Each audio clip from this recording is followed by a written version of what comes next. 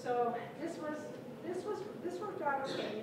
And usually what happened, unfortunately, if you didn't pick your good search words, you get all kinds of information that wasn't really usable. But as a faculty member, at least it was free, and I'm just 24 hours behind, and I can maybe do another search.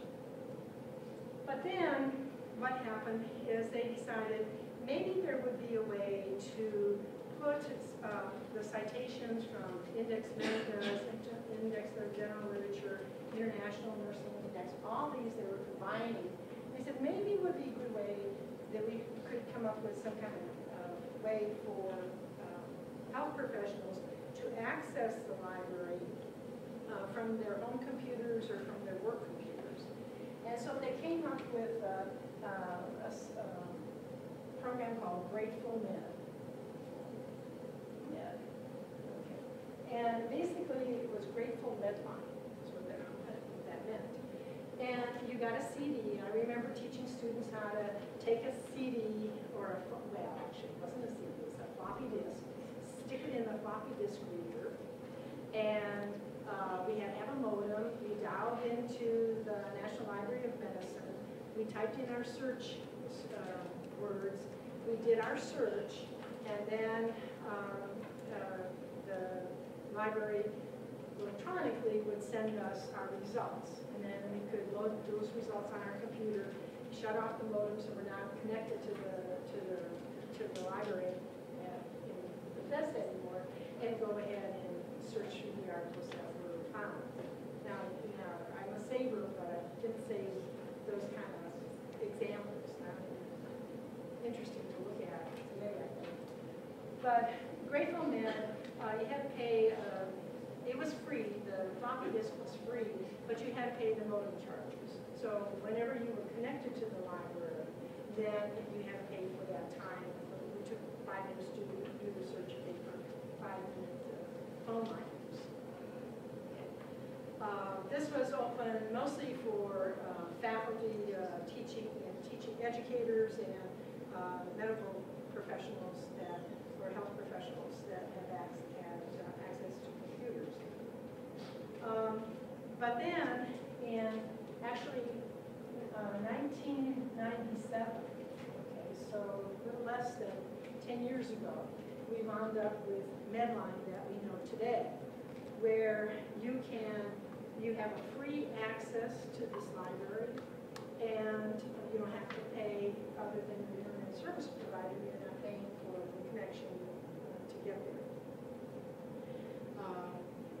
As I said, RMU pays a license to EBSCO Host to access some of these, but you don't really, as a consumer, a public, citizen of the country, you can just dial into the PubMed yourself and get to where you want to go. Information is always being added. Usually, if the site, if the information in some journals will allow PubMed to put citations on the web in the library database prior to paper publication. So they're electronic publications. And when they do the electronic publications, then what's nice about that, there will be an abstract that will pop up usually, but you might not be able to get full text for those because they're not in print yet. Okay, so there's some limitations in terms of what you can access.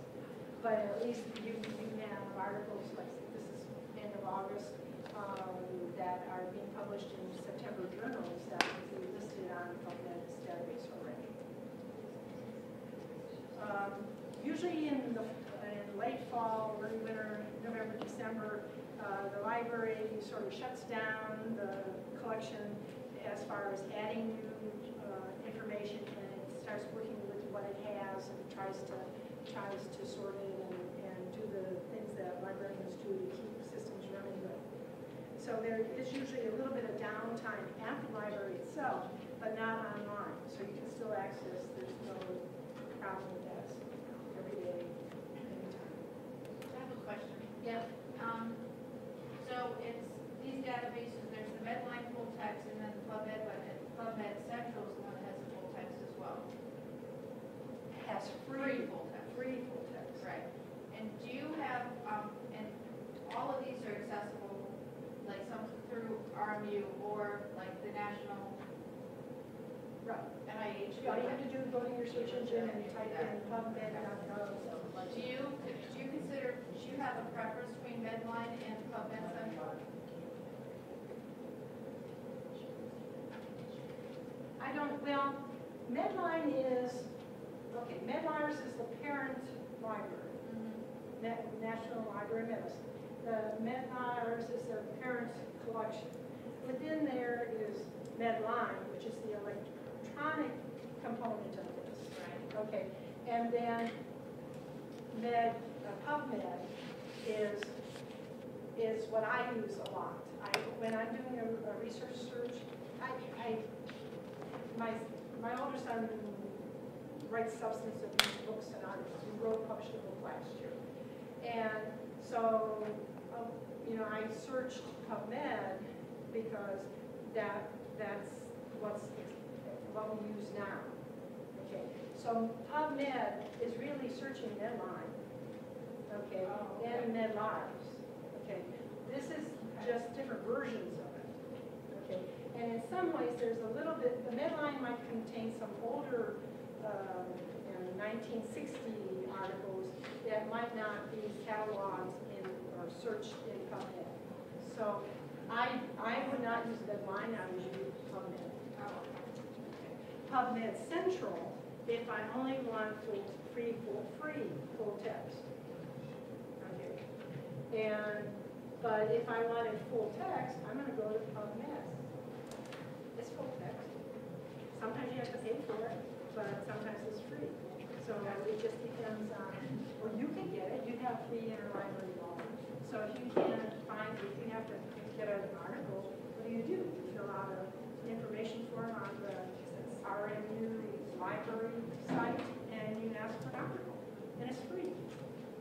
So it takes a few days. It comes electronically. You download it to your desktop, and it's yours to use. Okay. Let's see. Get my copy. Okay. So here we are at PubMed. And as I said, the easy link is PubMed.gov. You can get there a variety of ways. And there's some clues to searching.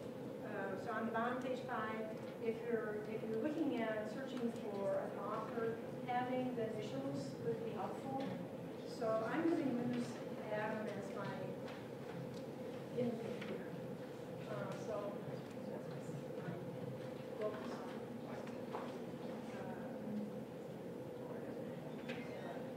And I'm going to type in I'm just going to say Gordon. Well, I can get Gordon syndrome, I can get Gordon macrophage, Gordon microbiota, so I don't want to do that. And I want to search for an author, and so I can put an A there. Okay. And we'll see what happens. Hit the search engine, and I have 2,123 articles that popped up. Okay. These are in the index already. The robots that are at NIH already have found all these things and are putting them together. But there's interesting things that you find here. Okay, first of all, if I look at the names here, there's an there's a Gordon, there's an AC Gordon, there's another AC Gordon, there's an A Gordon. Well, I don't know if they're my son or not. I could look at the titles and if it's something about substance abuse or homeless populations or something like that, I figure maybe that's his article. But if I would put AJ in there, because J is his middle initial. Okay, and search.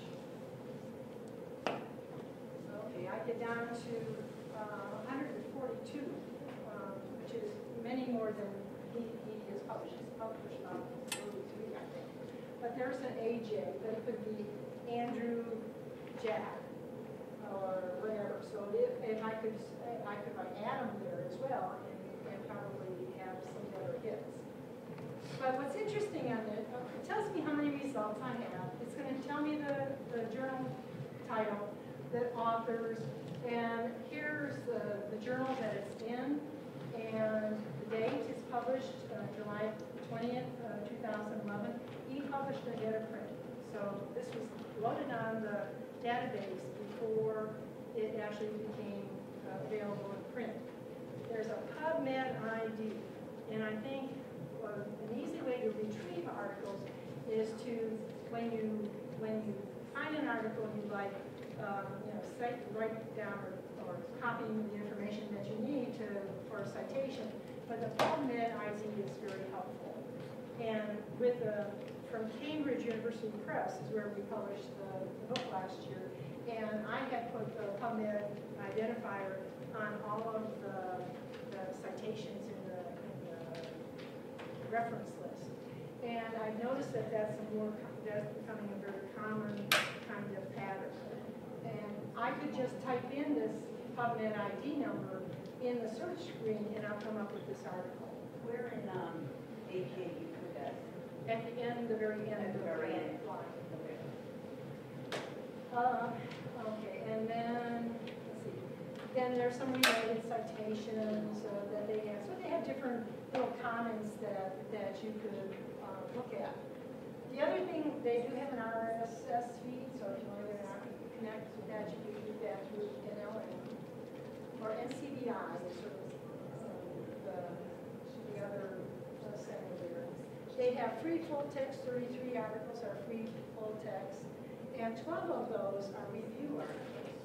So if I was looking specifically not for evidence-based practice articles, but for review articles, I would go to click on that and see what I would come up with. And so if I did that,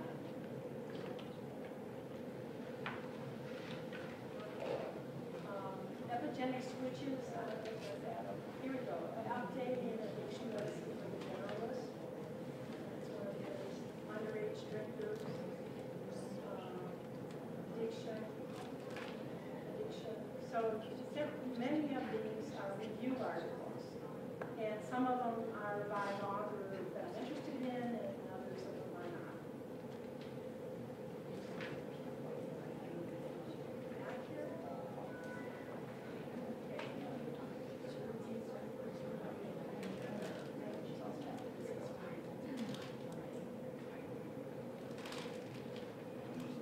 Okay. The other thing that can be very helpful in terms of hunting or searching on PubMed. Yes, I'm sorry, question? The other thing that's helpful in this process is if you look up at the top, you can save the search, so you actually can collect your information online and save it in a search box at the library. You can set limits, or you can do an advanced search. And I'm going to just show you the limits because I think that's very helpful. If you, let's say, for this book that we wrote, we looked at marijuana, cocaine, the opioids, the barbiturates, and I can't think of the other. There were about 5 different drug categories that we were looking at. And I did 2 of them. I did the cocaine and the marijuana chapters. And the review process took a long time.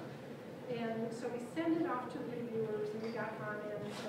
And then by the time it got to, we had to give it to the publisher, a period of time had gone by. So it's like, well, I wonder if anything's been published in the last 6 months or year, or actually 6 months within the time frame, that we need to include in our chapter, in our book, because you want the latest information possible.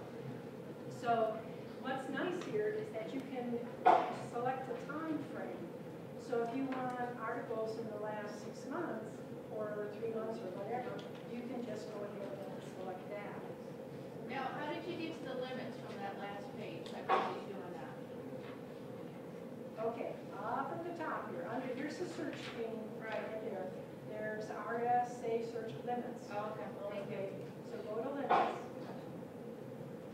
Okay, now, since I went backwards and forgot, computers are pretty stupid, they don't remember things. They won't correct your spelling. They send me an email and I send it back to you because the person had EUD as the domain name. Domain doesn't work. Okay, computers are not smart, they're not good spell checkers. But the programs we use can be good spell checkers. Okay, type of article. I want to put a trial, editorial, letter, meta-analysis, practice guideline, random control topic, practice guideline. Doesn't that sound like evidence-based practice? Okay, so if I was looking for evidence-based practice things, I would click on that, and maybe meta-analysis, because that might give me something. And if I don't know French or German or Italian or 50 other languages, I'm going to click, say, English. I'm not interested in the medical research that talks about mice and rats and bacteria and things like that, so I'm going to stick to humans, and they can be any sex they want to be.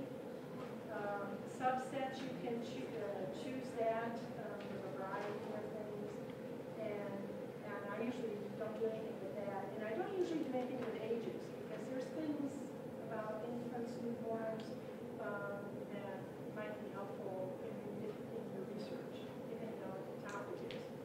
And then you can narrow it down to full text articles only that you would have to link to from the abstract, free full text, which is PubMed Central, or just the abstracts. And I usually do that over. And then I search. Okay, search on Boundary. And what do I come up with? A little caution sign that says these are the limits, but there isn't anything there. And the reason was because there was those small number of articles, and I didn't find anything. So let's do something else. Let's do the 9.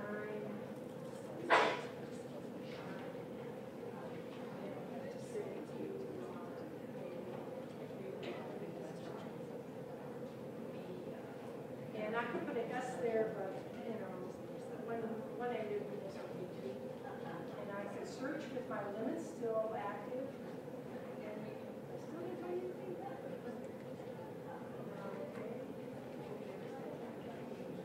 We'll try one more. We'll just put the particular out there, or the 9 out there. No, it's not going to let me do that. Oh, okay, because I probably. What I probably did was made my limits too narrow. Okay, so 180 days there may not have been any articles published on these things. So I could leave that blank and any date, and we could search. Did change. Oops, did change. I'm sorry about that.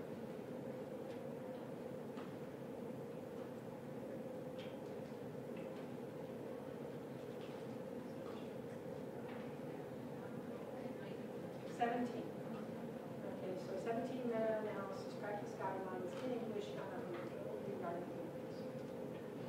So, you know, you have to watch what you've got checked in the limits and you know, sort of take care of that way. So we're looking at aldosterone antagonist group, ventricular arrhythmias, meta-analysis. There's another meta-analysis. So the keywords that I put in the limits, or in terms of what I was searching for, can be highlighted sometimes if it's in the title. So limits could be very helpful. If you go to page 7, okay, we're going to change those screens so you can do it exactly the way it is. What I want you to do for homework, and again, it's not due on, it's due on August 24th, not February, whatever. I have it on date on it. It's August 24th. It's tomorrow. And all you have to do is do a search, and we're going to use benign for my example. Spell it right. Show you how I did it. And I'm going to go to limits over here. And what I want to do is reset this so I have no limits. Okay, I don't want any limits. So I check that and go back to my previous screen. Oops. Okay. Or I can go over here to change, and it gets me back to the limits, and basically you can go ahead and reset it, so I did. And so we're going to do a new search, PubMed benign AUDS. I can really stay in the search page.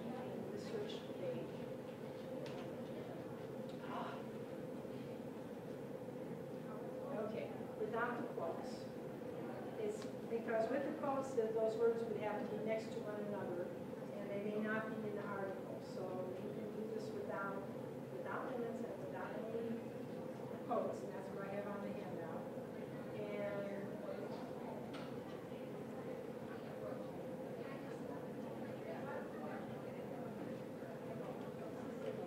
there we go.